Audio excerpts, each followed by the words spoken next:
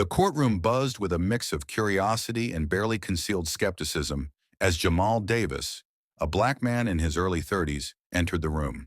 A few chuckles rippled through the audience. Some jurors and spectators exchanged amused glances.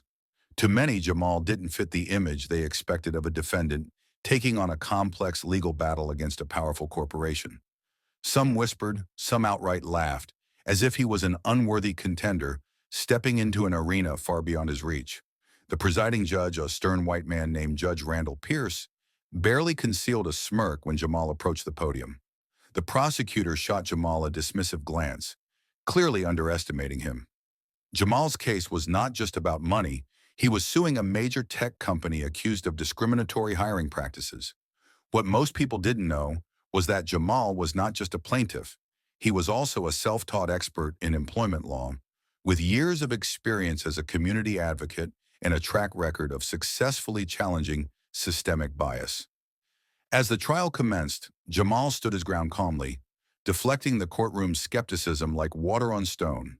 When the prosecutor mocked his lack of formal legal training, Jamal responded with a measured smile and a firm voice.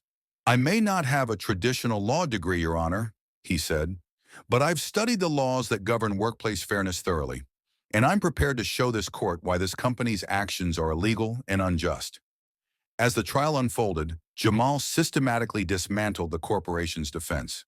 He presented meticulously researched data, expert testimonies, and real stories from affected employees that exposed a culture of discrimination.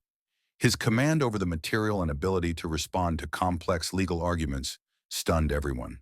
The prosecutor, initially dismissive, grew visibly flustered, unable to shake Jamal's facts and logic. Judge Pierce, too, was forced to pay close attention, his smirk replaced by a furrowed brow, as Jamal cited precedent after precedent with surprising confidence. Throughout the proceedings, the courtroom atmosphere shifted. The laughter subsided. Curiosity gave way to respect. When Jamal quoted a landmark civil rights case, even the prosecutor nodded in acknowledgement. Finally, the closing arguments arrived. Jamal's voice was steady and compelling as he addressed the court one last time. "Your Honor, ladies and gentlemen of the jury, this is more than a legal dispute. It is a fight for dignity and equality in workplaces, where many have been overlooked and marginalized for far too long." The courtroom was silent.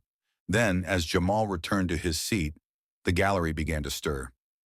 Moments later, when the jury returned a verdict in Jamal's favor, the courtroom erupted, not just in applause but in standing ovations.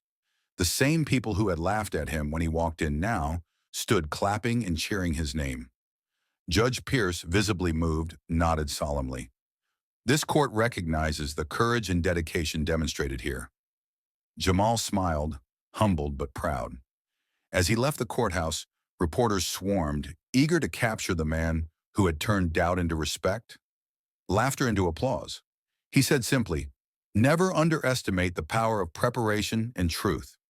Sometimes the greatest victories come from those you least expect." Jamal Davis's story quickly became a beacon for underdogs everywhere, a testament to resilience, knowledge, and the power of standing tall against prejudice.